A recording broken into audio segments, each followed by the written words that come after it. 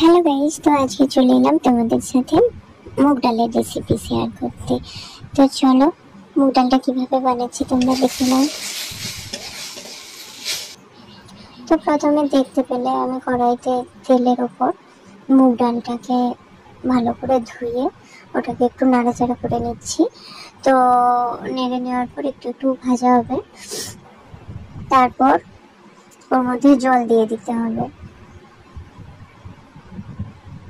তো জলটা দিয়ে ফুটে ওঠার পর আমি হালকা করে একটু হলুদ দিয়ে দিলাম আর স্বাদ মতো লবণ। আর তোমাদের কাছে যদি চিনি থাকে, আমি বাতাসা ব্যবহার করেছি কারণ চিনিটা অ্যাসিডিটি হয়ে যায়, আর বাতাসাটা দিলে অ্যাসিডিটি হয় না, বাতাসা অথবা মিছরি। তো এটা দেওয়ার পর আমি কুকারে ডালটাকে, দেখো ডালটা সেদ্ধ হয়নি, তো কুকারে দিয়ে দিয়েছি, দিয়ে দুটো সিটি মেরে নিয়েছি। সিটি মেরে নেওয়ার পর তারপর দেখো কড়াইতে শুধু জাস্ট একটা শুকনো লঙ্কা আর গোটা জিরার ফোড়ন দিয়ে ডালটা ঢেলে দিলাম। তো দেখো ফাইনাল লুকটা কেমন হয়েছে।